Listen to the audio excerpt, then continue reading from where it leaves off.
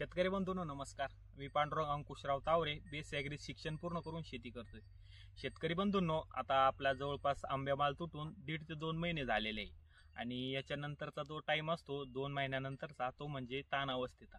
तर मित्रांनो, या ताण अवस्थेत आपण मोसंबीमध्ये काय काय कामं केली पाहिजे किंवा कोणते खतं भरले पाहिजे किंवा आपण कसं नियोजन केलं पाहिजे, आपण ताण अवस्थेनंतर जेव्हा झाडं फोडू त्याच्यात कोणती फवारणी केली पाहिजे, किंवा आपण ताण अवस्थेत झाडामध्ये कशा प्रकारे मेहनत केली पाहिजे किंवा मशागत केली पाहिजे, याविषयी आपण सविस्तर माहिती बघणार आहोत. त्याच्यामुळे व्हिडिओ शेवटपर्यंत बघा व चॅनल नवीन असाल तर चॅनलला सबस्क्राईब करायला विसरू नका. तर मित्रांनो, सर्वात महत्त्वाचा मुद्दा आहे ताण अवस्थेत का आपल्या झाडाला ताण आला आहे हे आपण ओळखायचं कसं. तर मित्रांनो, जेव्हा आपल्या मोसंबी झाडाला ताण येतो तेव्हा आपल्याला ओळखायचं एक सोपी ट्रिक म्हणजे आपले झाड जे काही ते पूर्णपणे काळपट हिरवं असं पडतं आणि जे काही झाडाचे पानं आहे त्याच्या पुंगळ्या बनायला लागतात आणि जे काही झाडाचा 25 ते 30% पानगळ होते. मित्रांनो, हे लक्षणं जर तुमच्या झाडावर दिसले तर तुम्ही ओळखून घ्यायचं की आपल्या झाडं तानावर हे आलेले आहे. मित्रांनो, त्याच्यानंतरचा मुद्दा म्हणजे आपण आपल्या बागेत मशागत कशा प्रकारे करायची. तर मित्रांनो, आपल्याला आपल्या बागेत मशागत अशा प्रकारे करायची आहे जे की आपल्या झाडांना व मुळांना त्या मशागतीचा त्रास होणार नाही, अशा प्रकारे आपल्याला मशागत करायची. तर मित्रांनो, जे काही झाड तुमचं जिथं संपतं त्याच्यापासून पुढं तुम्ही मशागत करू शकता. मित्रांनो, मशागत ही महत्त्वाची आहे, कारण की जेव्हा तुम्ही फुलधारणा किंवा फळधारणा होते त्यासाठी मशागत ही अत्यंत महत्त्वाची आहे. कारण की 5-6, 7-8 महिने ज्या काही मुळी आहे त्या जमिनीत पूर्णपणे विखुरलेल्या स्वरूपात असतात आणि त्यांना पाणी मिळतं पण हवा मिळत नाही व तिथे बुरशी तयार होते. त्याच्यामुळे आपल्याला अंतर मशागत करणं ही महत्त्वाची आहे. मित्रांनो, दुसरा मुद्दा म्हणजे आपण आपल्या मोसंबीला ताण अवस्थेत कोणते खतं भरायला पाहिजे.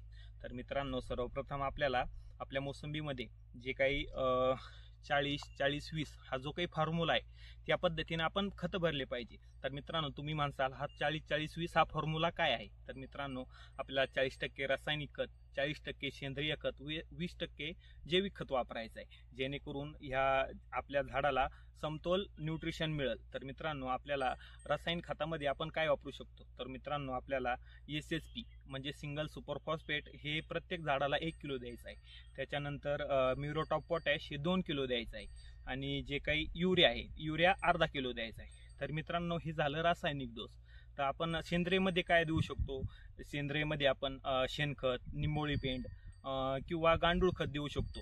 आणि जैविकमध्ये तर मित्रांनो, आपल्याला एक असं प्रोडक्ट घ्यायचं आहे ज्यात अझेटोबॅक्टर, ॲसिटोबॅक्टर किंवा PSB, KMB हे जे काही पूर्ण बॅक्टेरिया आहे, जैविक बॅक्टेरिया ज्या झाडांना खूपच उपयुक्त आहे त्यांचा समावेश असला पाहिजे. तर मित्रांनो, असं प्रोडक्ट कोणतं. तर मित्रांनो, या प्रोडक्टमध्ये आपल्याला महिको कंपनीचं जे काही 2-4 महिन्यापूर्वी माहिरिच जे काही प्रोडक्ट आहे ते कंपनीनं लॉन्च केलं आहे ते वापरू शकता. मित्रांनो, ते एकरी आपल्याला 6 किलो वापरायचं आहे. तर मित्रांनो, हे झालं खत व्यवस्थापन.